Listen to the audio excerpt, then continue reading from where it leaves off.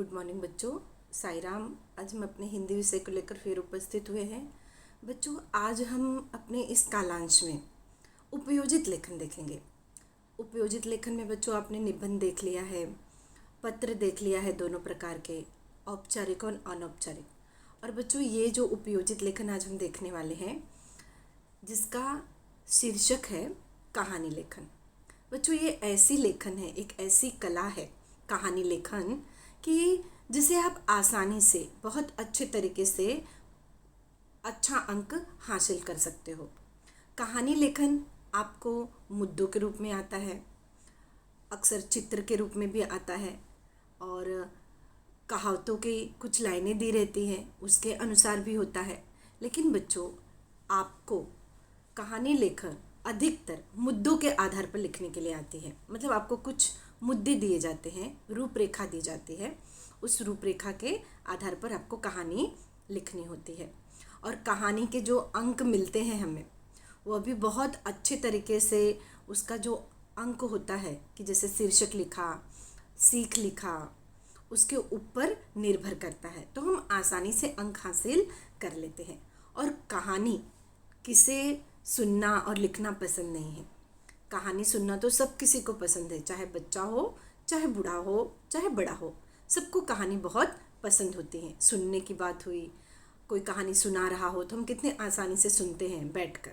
तो चलो आज हम शुरुआत करते हैं अपने कहानी लेखन की। हमें ये सावधानी बरतनी है कि कहानी लिखते समय किन किन बातों का ध्यान देना है, कहानी हमें कैसे लिखनी है। अगर हम इन सब चीज़ों का ध्यान रख लें तो हमें बहुत अच्छे अंक प्राप्त होंगे। बढ़ते हैं कहानी लेखन की तरफ। कहानी किसे कहते हैं? वास्तव में कहानी लिखने जा रहे तो कहानी कहते किसे हैं? मनुष्य के जीवन से जुड़ी किसी घटना का वर्णन कहानी कहलाता है। जीवन की किसी एक घटना के रोचक वर्णन को कहानी कहते हैं। कहानी सुनने, पढ़ने और लिखने की एक लंबी परंपरा हर देश में रही है, क्योंकि यह मन को रमाती है मतलब पसंद आती है, और सबके लिए मनोरंजक होती है। आज हर उम्र का व्यक्ति कहानी सुनना या पढ़ना चाहता है। यही कारण है कि कहानी का महत्व दिन ब दिन बढ़ता जा रहा है। कहीं पे भी हो बच्चों, आप छोटे से एक पिक्चर देखते हो तो उसकी भी कहानी आपको पसंद आती है। और कहानी क्यों न पसंद आए, हम बहुत प्रिय होते हैं कहानी प्रिय। खास करके बालक ले लिए जाए, विद्यार्थी ले लिए जाए, बालक कहानी प्रिय होते हैं। बालकों का स्वभाव कहानियाँ सुनने और सुनाने का होता है, इसलिए बड़े चाव से बच्चे अच्छी कहानियाँ पढ़ते हैं। बालक कहानी लिख भी सकते हैं। कहानी छोटे और सरल वाक्यों में लिखी जाती है। समझ में आया बच्चों? कहानी अक्सर छोटे छोटे वाक्यों में और सरल वाक्यों में लिखी जाती है, जो हम आसानी से पढ़ सकें, उसको अच्छे से शब्दों के आधार पर लिख सकें। कहानी के प्रकार, कहानी के ऐसे देखा जाए तो बहुत प्रकार होते हैं, लेकिन हमारे पास जो कहानी के प्रकार है, असंबद्ध शब्दों के आधार पर, मतलब कुछ शब्द दिए जाते हैं उसके आधार पर कहानी, मुद्दों के आधार पर, जैसे कुछ रूपरेखा दी जाती है उसके आधार पर, सुवचन और कहावतों के आधार पर, सुवचन और कहावतों के आधार पर, जैसे कह दिया जाए चिड़िया चुन गई खेत अब पछताए होत क्या, ये एक कहावत है, इसके आधार पर एक कहानी लिखो। मतलब इससे संबंधित, इस कहावत से संबंधित कोई कहानी लिखो। तो हमें तो बहुत सारी कहानियाँ आती हैं इससे संबंधित बच्चों। और ये तीनों प्रकार की जो कहानियाँ हैं, उसमें से आपको कौन सी कहानी आती है? मुद्दों के आधार पर। मुद्दों मतलब आपको रूपरेखा दी गई रहती है और आपको कहानी लिखनी है। और आप कक्षा 5वीं से ही कहानी लिखते चले आ रहे हो मुद्दों के आधार पर, तो कहानी लिखना हमारे लिए तो बहुत आसान होता है। लेकिन ध्यान देना है किन बातों का। अब जैसे आपके सामने है, कहानी लिखते समय निम्नलिखित बातों पर ध्यान देना चाहिए। क्या है? कहानी आरंभ करने से पहले शीर्षक देना चाहिए।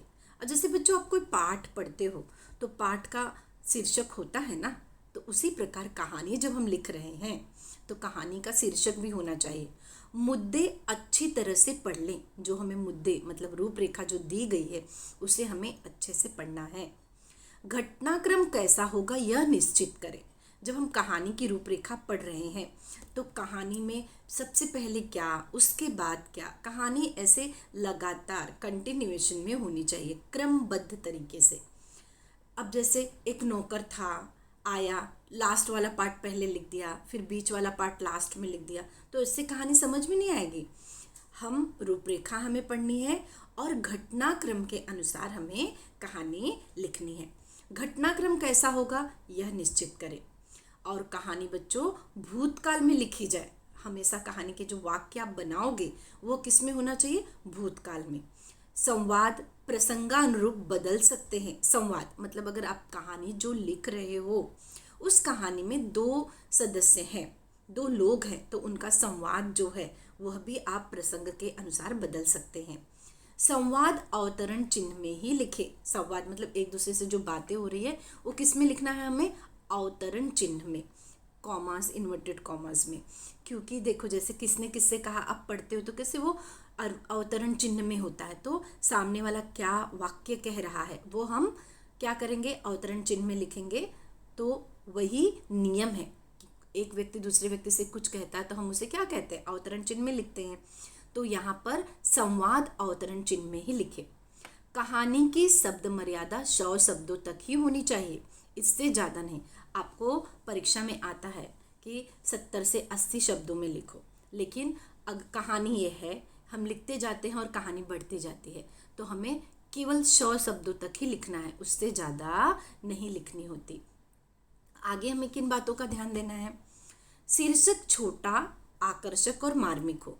कहानी का जब हम शीर्षक दे रहे हैं तो छोटा होना चाहिए, शीर्षक टाइटल हमेशा छोटा ही होता है। कहानी का शीर्षक अर्थ सारगंभित हो, मतलब जो कहानी को हम शीर्षक दे रहे हैं उसमें भी कुछ अर्थ हो। कहानी काल घटनाक्रम के अनुसार एवं धारावाहिक हो, कंटिन्यूएशन हो उसमें। प्रत्येक मुद्दे को स्पर्श करते हुए उसका अपेक्षित विस्तार भी हो, मतलब जो भी आप मुद्दे दिए गए हैं उस मुद्दों का भी प्रयोग करना चाहिए। प्रसंगानुरूप वातावरण, शब्द भाषा, संवाद अनुकूल ही हो। सुविचार, कहावतें, मुहावरे यथासंभव प्रयोग करें। और बच्चों कहानी में लिखते वक्त कोई सुविचार, जहाँ ज़रूरत हो वहाँ पे सुविचार भी लिखना चाहिए। अगर आपको कहावतें भी आ रही हैं, मुहावरे भी आ रहे हैं, तो वो चीज़ें वहाँ पर लिखनी चाहिए। उचित स्थानानुरूप विराम चिन्ह भी हो। अब पूर्ण विराम, अल्प विराम, प्रश्नवाचक चिन्ह, जहाँ पर अगर कहानी में कोई किसी से प्रश्न पूछ रहा है तो प्रश्नवाचक चिन्ह, एक्सक्लामेशन, विस्मयादिबोधक, कोई आश्चर्य की बात आ गई है तो इन सब चिन्हों का भी प्रयोग करना चाहिए। तब हमारी कहानी आकर्षक होती है और हमें नंबर भी अच्छा दिलाती है। तो चलो अब हम आगे बढ़ते हैं।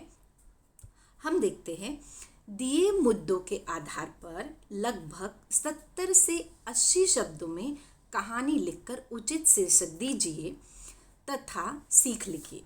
ठीक है, आज मैं आपके सामने एक कहानी, यहाँ पर उसके मुद्दे हैं और कहानी कैसे लिखी जाती है, उससे कॉमास, इन्वर्टेड कॉमास, मतलब अवतरण चिन्ह, प्रश्नवाचक चिन्ह, पूर्ण विराम, अल्प विराम का प्रयोग करते हुए किस प्रकार हम कहानी लिख सकते हैं। अब जैसे आपके सामने मुद्दा है, एक मुर्गा, रोज सवेरे भाग देना, आलसी पड़ोसी को मुर्गे से ईर्ष्या होना, मुर्गे को अवसर देखकर मार डालना, मुर्गे वाले का रोज सुबह रियाज करना, मुर्गे के मरने के बाद उसका अनियमित उठना, पड़ोसी की नींद खराब होना, मुर्गे को मारने का पश्चाताप होना। अब बच्चों इसमें हमें क्या लिखना है, शीर्षक और सीख भी लिखना है। अब जैसे आपके सामने मुद्दे आ गए, अब इन मुद्दों को देखकर आप सोच सकते हो, कहानी बना सकते हो। कहानी छोटी सी उसकी रूपरेखा अपने मन में तैयार कर लो घटनाक्रम के अनुसार। क्या है, एक मुर्गा है, वह रोज, मुर्गे का काम क्या होता है, कुकड़ू करना, रोज सुबह वह भाग देता है, मतलब कुकड़ू करना। और आलसी पड़ोसी जो होते हैं मुर्गे के इस कुकड़ू से उनकी नींदें खुल जाती हैं और उनको क्या होने लगता है, इससे जलन होती है कि इनकी वजह से मुर्गा का क्या हो रहा है, आवाज़ कर रहा है और हम उठ जाते हैं, हमारी नींद भी खराब होती है। और दूसरी बात, जो मुर्गा है उसके आवाज़ करने से, कुकड़ू करने से, भाग देने से बगल का एक व्यक्ति है, सुबह जल्दी उठ जाता है, वो रियाज करता है। रियाज मतलब प्रैक्टिस, गाने की प्रैक्टिस करता है, और इसलिए लोगों को और परेशानी होती रहती है और सोचते हैं कि ये मुर्गे की वजह से ये इतना अच्छा रियाज कर पाता है। तो वो लोग क्या करते हैं, मुर्गे को अवसर देकर मार डालते हैं। मुर्गे वाले का रोज़ सुबह रियाज करना, मुर्गे के मरने के बाद उसका अनियमित उठना। अब जब मुर्गा मर गया तो जब उसकी नींद खुलती थी तब वो उठता था, तब वो रियाज करता था, और इतना रियाज किया कि उसकी बहुत अच्छे से जो उसका गाना था बहुत अच्छा प्रसिद्ध हो गया। अब क्या, पड़ोसी की नींद और ख़राब होने लगी। पहले तो केवल मुर्गा एक टाइम आवाज़ करता था, सुबह के टाइम। अब जब यह व्यक्ति जो है, जो रियाज करने वाला व्यक्ति है, प्रैक्टिस करने वाला व्यक्ति है, वो कभी भी किसी भी टाइम उठ जाता है, और इससे पड़ोसियों की नींद खराब हो रही है, और फिर उन्हें मुर्गे का मारने का पश्चाताप होना। तो यहाँ पर क्या हुआ, बिना सोचे समझे इन लोगों ने काम कर दिया। तो क्या होगा, अब पछताए होत क्या, मतलब अब पछताने से होता क्या है, कोई फ़ायदा नहीं है। वो काम तो आपने कर दिया बिना सोचे समझे। चलो, ये तो हमने एक छोटी सी कच्ची रूपरेखा तैयार कर ली, हमें क्या लिखना है। अब इसे शब्दों और वाक्यों के माध्यम से हम कैसे लिखेंगे, देखते हैं।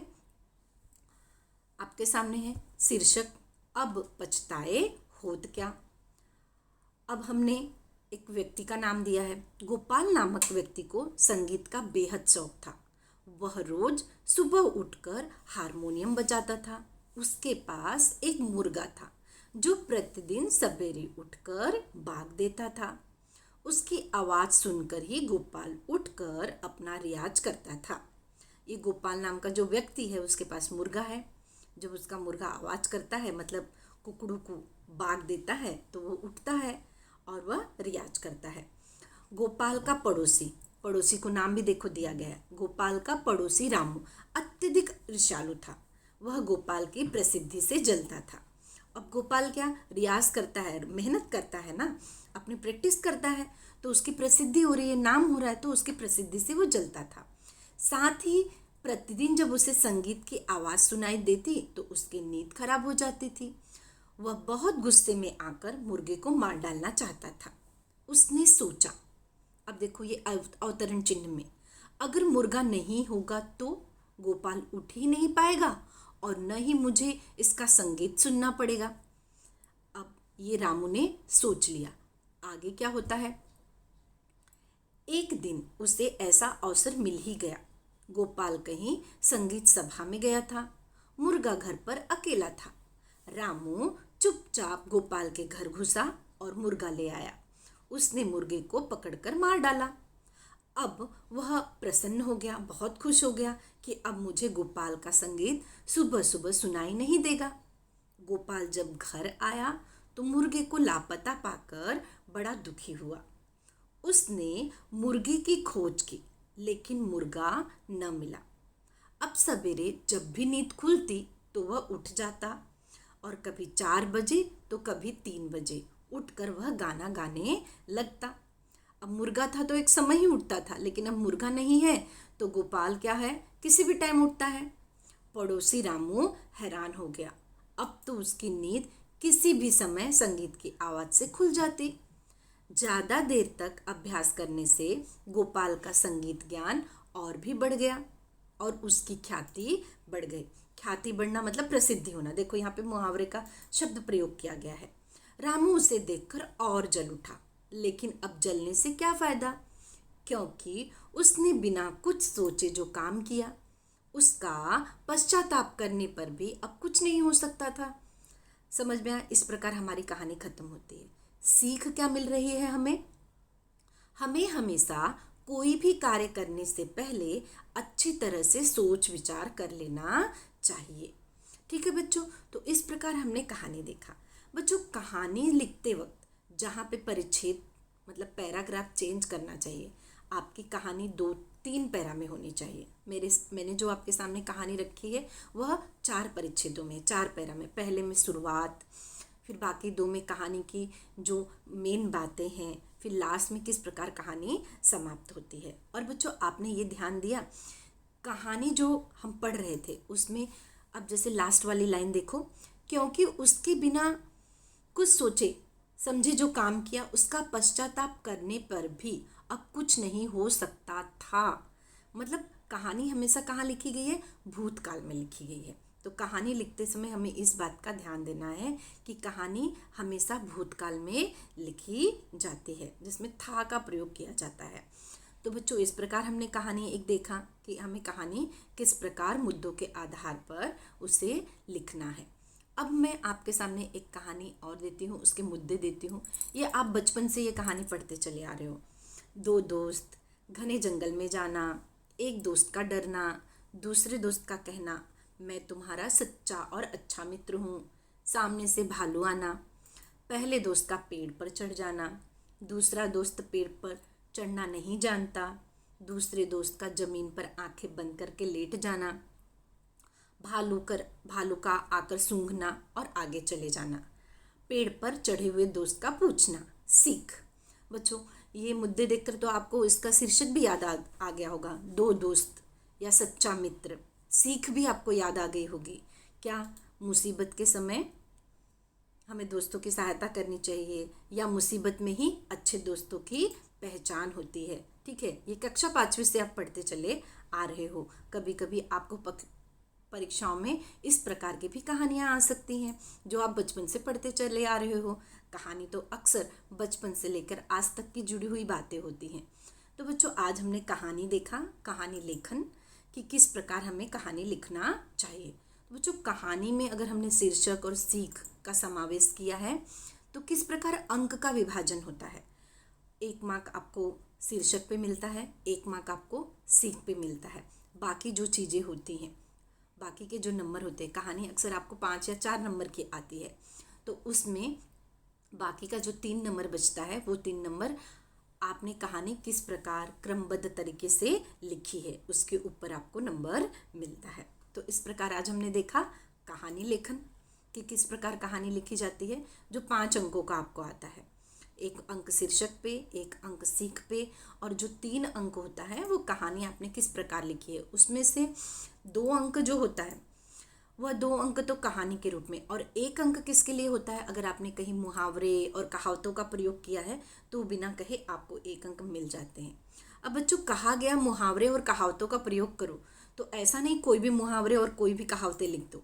जो उस कहानी से रिलेट करता हो, जो उस कहानी से संबंधित हो, ऐसे ही मुहावरे और कहावतों का प्रयोग करना चाहिए।